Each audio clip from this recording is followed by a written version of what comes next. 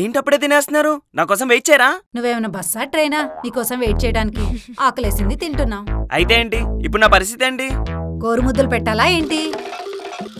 అమ్మాను ఈ కర్రీ వేసుకోమ్మా. ఎలా ఉంది నానా? ఏదో నువ్వు నిన్నట్టు బిల్డప్ ఇస్తావేంటి?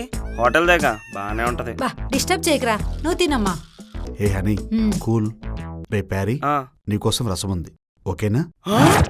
రసమా? అంకుల్ పచ్చడి ఇంకా రోటీస్ కూడా ఉన్నాయి. అవును కదా.